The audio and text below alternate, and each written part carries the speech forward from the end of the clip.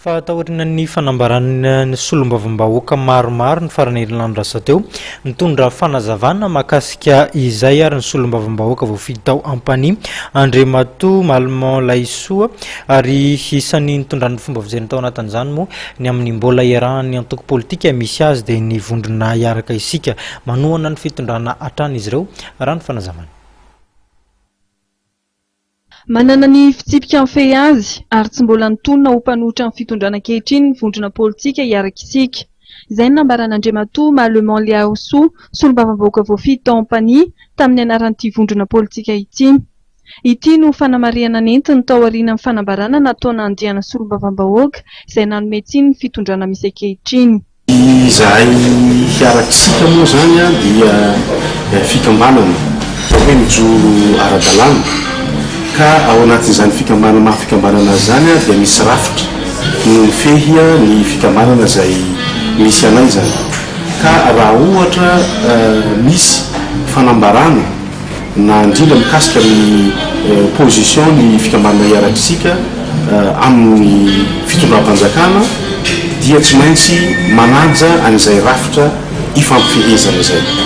Ka io rafitra io zany dia hoe manana zahay ny filoha dia ny général Kamvital dia misy an'izahay izay mpikambana hoe politika dia misy andao solombavambahoaka.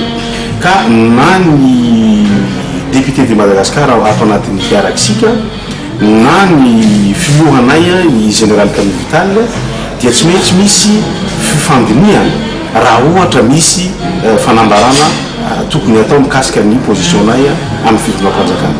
Fa raha ny fahafantarako azy hatreto zahay dia mbola tsy nisy fivoriana anambarana hoe na ilana fa ny zavatra misy amin'izao fotoana zao ny fikambanana iaraka isika izay tarihiny général Kamvital dia manome tanana sy manosika nyity fitondrana ity ahafahana mitady amin'ny fampandrosoana eto amin'ny firenentsika. Ka tsy pahinay marindrano ny fanambarana izay milaza fa manome tsiny ny fitondram-panjakana indraindray ireo solombavambahoaka sasasasany. Ka ny tenanay zany ato anatin'ny fikambanana iaraka isika dia mitsipaka ary tsy mankatoa ny fanambarana iny. Fa izahay amin'izao fotoana zao dia manome tanana manosika ny fitondrana raha ilain'ny fitondrana amin'ny fampandrosoana ity firenentsika ity.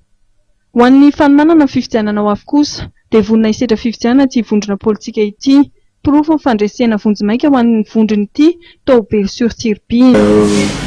Valy fifidianana vonjimaika izay navoaka ny senity tamin'ny herinandro iny matoky zahay ny fahamarinana izay ataon'ny CS fa dia ataoko hoe safidy bahoaka noho ny fidianan'ny olona ny candidat anay tany Bersursirpiny fa dia matoky tanteraka ny fahamarinana eo amin'ny fitsarana izay ataon'ny CS zahay fa tsy hisy fiovana iny valim-pifidianana vonjimaika iny.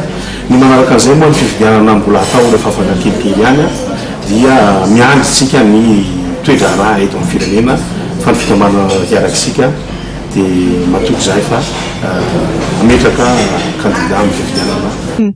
Ankehitriny dia manana solombavambahoaka 5 miaraka isika ao amin'ny anteny meram-pirenena.